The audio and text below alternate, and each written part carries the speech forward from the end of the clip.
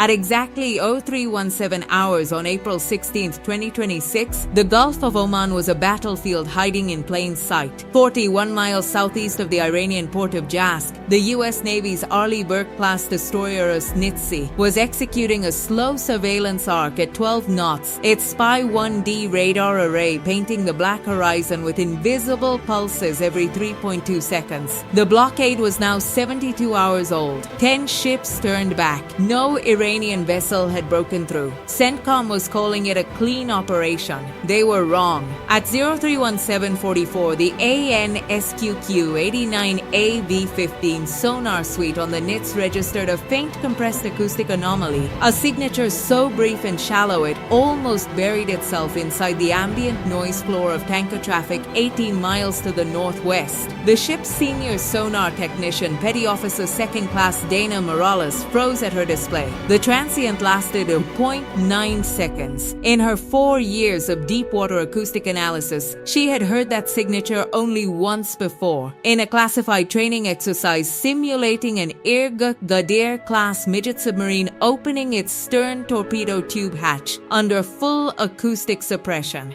She hit the tactical alert relay before she even opened her mouth. What the Snitsy did not yet know, what no platform in the entire blockade formation had detected, was that this was not one submarine, it was 3. For the previous 11 days, while the world watched diplomatic cables fly between Washington and Tehran, and tracking stations monitored the obvious movements of the Iranian Navy's conventional fleet, the Islamic Revolutionary Guard Corps Navy had been executing a doctrine that U.S. naval intelligence had classified as Operation Silent Brine, a 3-vessel picket of Ghadir midget submarines pre-positioned along the Gulf of Oman's 200-meter depth contour, exploiting the acoustic masking provided by 14 sanctioned dock fleet oil tankers that had quietly anchored across the area in the weeks before the blockade. The tankers were not random. They were placed with geometric precision by ERJEC naval planners, spacing their prop noise and ballast water cycling to create layered sonic curtains across the exact approach vectors any U.S. blockade enforcement formation would be forced to use. The Ghadirs had been lying cold and silent on the bottom, their crews breathing recycled air, their reactors dark for 3 days straight, waiting. At 031802, the Snitsy's Combat Information Center lit up. Flash traffic, possible subsurface contact, bearing 127, classification, possible submarine, all stations standby. The NITSI's commanding officer, Commander Alexis Vargas, was on the bridge in 40 seconds flat. She did not wait for confirmation. She immediately ordered the ship to flank speed 32 knots and activated the AN/SLK 32V6 electronic warfare system. Simultaneously, she triggered a priority burst transmission to the Gerald R. Ford Carrier Strike Group, 110 nautical miles to the southwest, and to Vermont, a Virginia-class fast attack submarine running silent at 400 feet, assigned as the invisible guardian of the blockade's southern perimeter. Ford's Battle Watch captain had the message in 11 seconds. Within 90 seconds, 2 FA-18E Super Hornets carrying the AN/APS 153 multimode radar pod lifted off the deck, supersonic and climbing to 24,000 feet. Their mission, localize and sanitize. What came next? Nobody in the formation had wargamed. At 032117, 4 minutes and 33 seconds after the first sonar transient, the tanker MV Cave Star, anchored 6.2 miles north of the NITS's position, dropped its ACE transponder signal. Immediately, 2 more tankers in the formation, the Parisa B and the Zand Horizon, also went dark. Within seconds, all 3 had begun accelerating south using bow thrusters, swinging their 280-meter steel hulls into an emergency T formation directly across the NITS's projected course. Inside the lead tanker, the Cave Star, the crew was not civilian. They were ERJEC Revolutionary Guard Marines in civilian clothing, and in the forward cargo hold behind a welded steel false bulkhead sat 16 Shahed 238 jet-propelled kamikaze drones and a Rod anti-ship cruise missile mounted in a concealed hydraulic launch frame, a containerized weapon system, capable of being operational in under 4 minutes. The trap had been set for weeks. It had been rehearsed inside a warehouse warehouse in Bandar Abbas, and it was now executing on schedule. At 0322:55, the USNITSE's electronic warfare system detected active radar emissions from the Kaveh Star, not civilian navigation radar. The frequency profile matched an Iranian anti-ship missile seeker in terminal guidance mode. The NITSE had just been painted. Vampire, vampire, vampire. The call that every U.S. Navy sailor dreads tore across the SIGINT. Incoming anti-ship missile, bearing 347, speed Mach 0.9, time to impact 94 seconds. Commander Vargas had 94 seconds to make a decision that would define the next 72 hours of the conflict. She made 3 calls simultaneously. First, she triggered the Mk-41 vertical launch system, 90 cells, loaded with SM-2 Blockade surface-to-air missiles, and tasked 2 missiles to intercept the incoming NOR. The Aegis combat system took over in 0.3 seconds, locking a fire control solution with the Spy-1D at a range of 31 nautical miles. Second, she activated the SUS, the Phalanx Block 1B close-in weapon system, spinning its 20 Nimsmary Gatling barrel to 4,500 rounds per minute and slewing to track any drone or missile that survived the SM-2 intercept. Third, and most critically, she requested VBS authorization from CENTCOM, Visit Board Search and Seizure, because if this was indeed a Q-ship ambush with a submarine support element, destroying the tanker from standoff range would detonate its crude oil cargo and kill whatever crew the Irk hadn't evacuated, creating the exact environmental and humanitarian catastrophe that Tehran had calculated. Washington could not afford. CENTCOM's response came back in 6 minutes and 40 seconds. Authorization granted. At 032411, 83 seconds after the Vampire call, the first SM-2 detonated 900 meters from the ship's bow. A perfect kinetic kill on the incoming NOR missile.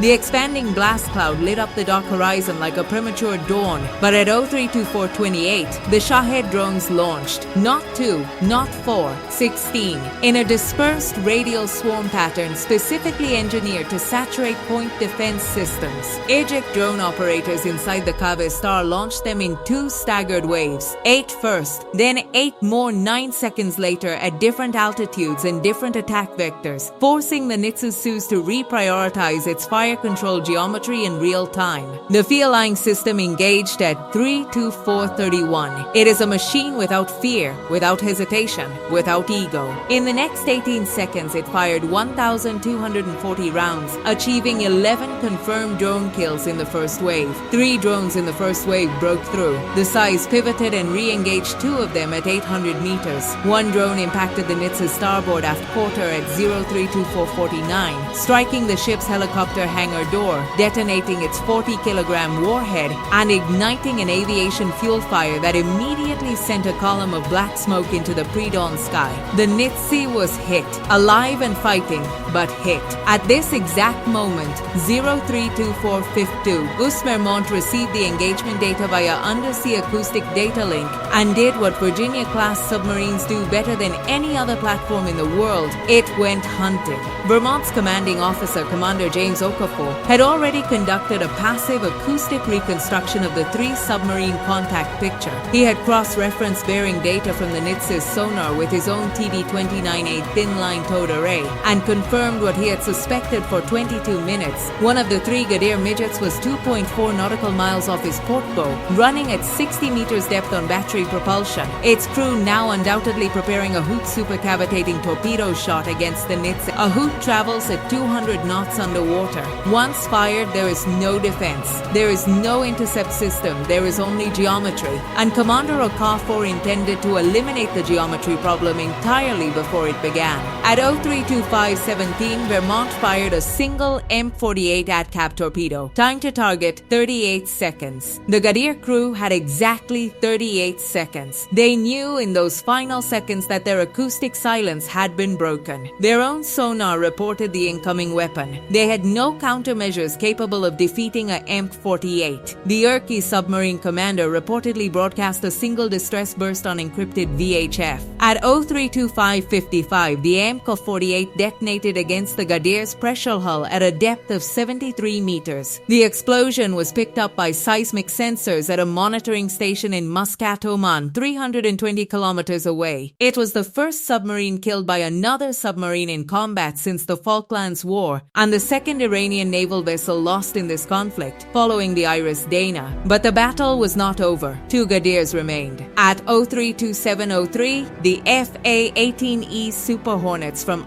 Gerald R. Ford reached the datum area and immediately localized the acoustic signature of a second Gadir, running at 40 meters and beginning its own torpedo attack approach against the blockade's outer perimeter. The lead pilot, call sign Stingray, dropped 2 M54 lightweight torpedoes in a spread pattern while simultaneously calling the contact to the Ford Strike Group's AS helicopter package, 2 MH-60R Seahawks already inbound at 140 knots. The second Gadir, faced with simultaneous fixed-wing ASU torpedoes and helicopter attack geometry, executed an emergency ballast blow and surfaced. Its crew immediately broadcast a surrender signal on international distress frequencies. The third Gadir, deeper and farther north, used the chaos as cover and went completely silent, lying back on the bottom. Vermont began a slow, methodical box search. It would not find the third submarine for another 6 hours. Back on the surface, SEAL Team 3's VBSIS element, 8 operators from Naval Special Warfare Group 1, had been fast roping off the MH-60S Nighthawk helicopter onto the Kaveh Star's deck since 032944. They hit the deck in 14 seconds flat, moving in 2-man stacks toward the bridge and the cargo hold simultaneously. The Irq Marines inside had prepared a final contingency, a dead man switch detonation system wired to the crude oil cargo tanks that would trigger a catastrophic spill across a 40-kilometer radius, rendering the entire eastern Gulf of Oman a burning exclusion zone. The lead SEAL element breached the cargo hold door at 033211 and found an Irq technical officer with his hand on the initiator. What happened next is classified. What is publicly known is that by 033358, the Kaveh Star was under U.S. Navy control. The detonation did not occur. By 0340 hours, Commander Vargas had her damage control parties working the hangar fire, her crew was treating 11 wounded sailors, and the Usnitsa was still making way at 18 knots. She sent a one-line transmission to CENTCOM: blockade holds. The geopolitical aftershocks hit before sunrise. China immediately demanded an emergency UN Security Council session, citing the destruction of an Airgi submarine as a disproportionate escalation.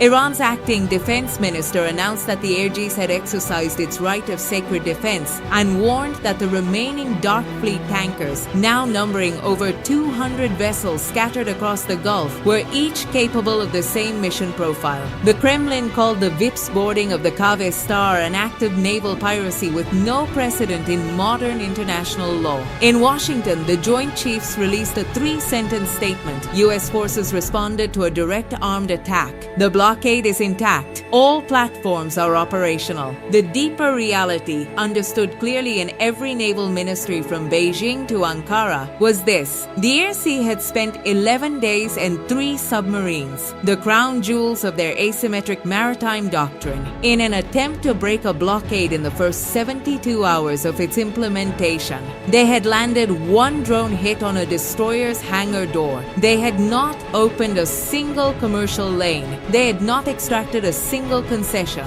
The blockade held because the U.S. Navy had done something the Irq did not believe was possible. It had pre-positioned a Virginia-class submarine specifically to sanitize the Gadir threat, had integrated its carrier air wing's ASW capability as a rapid response layer, and had kept a VBS team airborne and ready before the first shot was fired. The Irq-Sea's Q-ship doctrine, perfected over years of Red Sea and Gulf exercises, designed to weaponize civilian infrastructure and environmental threats as a geopolitical shield, had met a U.S. Navy that no longer needed to choose between firepower and restraint. The Mk-48 removed one threat, the SEAL team removed the other, and the Phalanx, that tireless, emotionless machine, had absorbed a 16-drone swarm with enough tungsten rounds left for the next engagement. But here is the warning that every maritime strategist must carry forward from this engagement. Two Gaidirs were neutralized. One was not. Somewhere in the blue-black water of the Gulf of Oman right now, a 120-ton submarine is sitting on the bottom, its crew breathing recycled air, its tubes loaded. Its commander is watching through his thin-line array, waiting for an opportunity that has not yet presented itself. The blockade continues. The mathematics of attrition favor the side with 10,000 personnel, a nuclear-powered carrier, and a Virginia-class hunter. But mathematics do not account for desperation. And desperation in a conflict where a supreme leader has been assassinated and an economy has been severed from the world in under 90 days is the one variable that no fire control computer can model. What would you do if you were that third submarine commander? Comment below. Stay sharp, stay informed, and remember, the Strait of Hormuz is not just a waterway, it is a fuse. And as of this morning, it is still lit.